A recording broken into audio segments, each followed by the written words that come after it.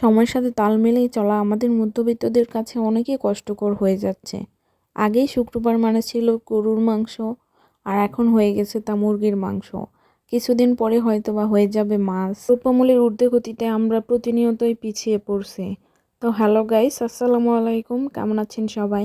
আশা করছি সবাই ভালো আছেন। আমিও ভালো আছি আলহামদুলিল্লাহ। তো আমি ইদানিং রেগুলারই ভিডিও ছাড়তে পারছি না। তো আজকে ভাবলাম ভিডিওটা ছেড়েই দেই। এটা অনেক দিন আগের ভিডিও। তো এই দিনটা ছিল শুক্রবার। তো শুক্রবারে বাজার সদাই করে আনছে। তো এখানে একটা লাল মুরগি আনছিল। তো আমি সেগুলোই কেটে বেছে নিচ্ছি। আর বাজার আনছিল সেগুলো আমি গুছিয়ে রেখে দিয়েছি। শুক্রবার মানেই হচ্ছে একটা প্যারার দিন। এটা আমার কাছে না, মনে হয় সবার কাছে এটা প্যারার দিন। কারণ শুক্রবারে ছেলে মানুষরা বাসায় থাকে, তো তাড়াহুড়া করে রান্নাবাড়া করে তাদেরকে নামাজের পরই খেতে দিতে হয়। তো আমারও সেম অবস্থা। তো এই যে আমি মুরগিটা ভালো করে কেটে ধুয়ে নিয়েছি। এখন আমি রান্না শুরু করে দিব। আমি প্রথমে পেঁয়াজ, মরিচ, তেজপাতা, দারচিনি এগুলো ভালো করে ভেজে নেব। ভেজে নিয়ে আমি এখানে পরিমাণ মতো পানি দিয়ে দিব। পানি দিয়ে সব মশলা দিয়ে দিব। আমি আপনাদেরকে রেসিপি শেখাচ্ছি না, আমি যেভাবে রান্না করি, আমি যা করি সেটাই আপনাদের সাথে শেয়ার করছি। তো এখানে আমি পরিমাণ মতো হলুদ গুঁড়ো, মরিচ গুঁড়ো, ধনিয়া গুঁড়ো, কাঁচা জিরে, আদা রসুন বাটা সব কিছু দিয়ে আমি ভালো করে কষিয়ে নিচ্ছি।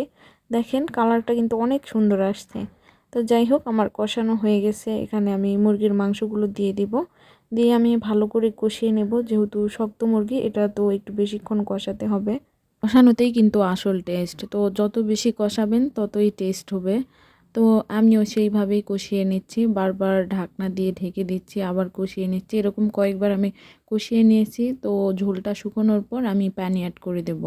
তো এদিকে আমার শাশুড়ি এবং ননদ তরকারি কুটতেছে, আর এদিকে আমি কষিয়ে নিচ্ছি। তো আমি আরেকটু পরিমাণ পানি দিয়ে এখন কষিয়ে নেব। আর আলু দিয়ে দিব। মাংসতে আলু দিব না, এটা কি হতে পারে? যেহেতু বাঙালি আমরা, মাংসতে তো আলু আমাদের খেতেই হবে। তো এই যে আলু দিয়ে ভালো করে কষিয়ে নিচ্ছি।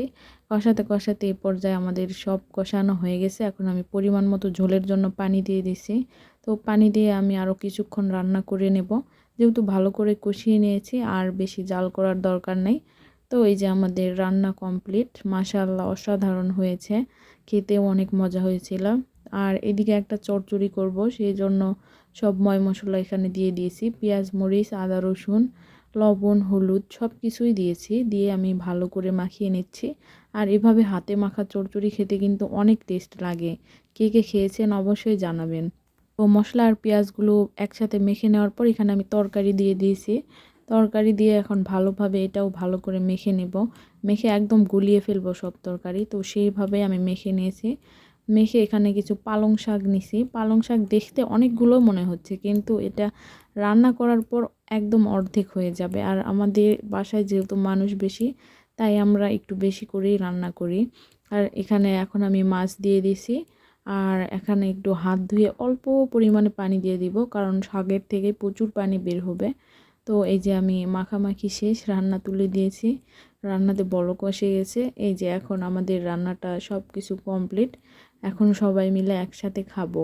তো আজকের মতো এখানেই। আল্লাহ হাফেজ, সবাই ভালো থাকবেন।